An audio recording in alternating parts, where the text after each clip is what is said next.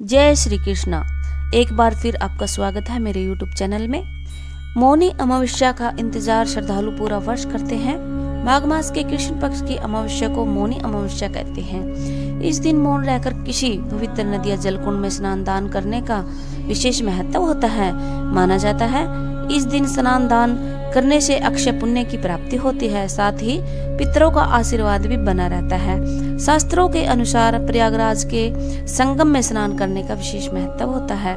स्नान करने के बाद सूर्य देव को अर्घ अवश्य ही देना चाहिए। इस दिन पिंडदान किया जाता है। पितरों के नियमित श्राद्ध करना बहुत ही शुभ माना जाता है। इस दिन कृष्ण भगवान की पूजा का विशेष महत्व होता है। माघ मास का महीना भी कार्तिक मास के समान पावन व पवित्र दान पुण्य के लिए बहुत ही लाभकारी होता है। अगर माघ मास में पूरा दिन सुबह जल्दी उठकर स्नान न कर पाए या किसी नदी जलकुंड में स्नान न कर पाए तो मौनी अमावस्या की सुबह जल्दी उठकर हो सके तो ब्रह्म मुहूर्त में स्नान दान पुण्य अवश्य ही करना चाहिए। ऐसा करने से आपको पूरे महीने का फल प्राप्त होता है। इस दिन मनु ऋषि का भी जन्म हुआ था। इस दिन मौन रहकर भी बहुत सारे भक्त व्रत निभाते हैं। माना जाता है इस दिन सभी पवित्र नदियों में सभी देवी देवताओं का वास होता है, सभी शुभ शक्तियों का वास होता है।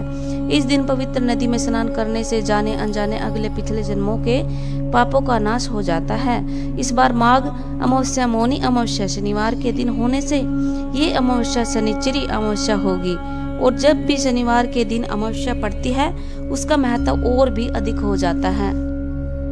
इस अमावस्या पर खप्पर योग बन रहा है। यह योग 30 साल के बाद बना है। इस योग में किया गया शुभ कार्य बहुत ही फलदायी और शुभकारी होता है। आमतौर पर अमावस्या के दिन शुभ कार्य नहीं किए जाते, लेकिन इस दिन किए शुभ कार्य खास तौर पर पितरों से संबंधित कार्य अपार सफलता अपार पुण्य की प्राप्ति करवाता है। अमावस्या तिथि आरंभ होगी 21 जनवरी शनिवार की सुबह 6:18 से और समाप्त होगी 22 जनवरी शनिवार की सुबह 2:23 पर। अगर आप इस दिन कोई शुभ कार्य करने जा रहे हैं या फिर कोई दान पुण्य कर रहे हैं तो एक बात का विशेष ध्यान रखना है कि राहु काल का समय सुबह 9 बजे से 10:30 बजे तक रहेगा। राहु काल को अशुभ समय में गिना जाता है, तो राहु काल में कोई भी शुभ कार्य नहीं करना चाहिए और ना ही दान पुण्य किया जाता है।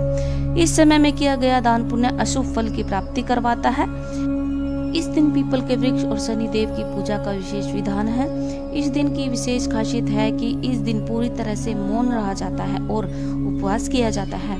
यह सबके लिए संभव नहीं हो पाता तो आप सुबह का स्नान व पूजा तक मौन रहकर भी व्रत कर सकते हैं। अमावस्या के दिन आप अगर पूरा दिन मौन नहीं रह सकते तो इस दिन किसी का दिल नहीं दुखाए, न किसी को अपनी वाणी से बुरा बोले। अपनी वाणी पर संयम रखना चाहिए।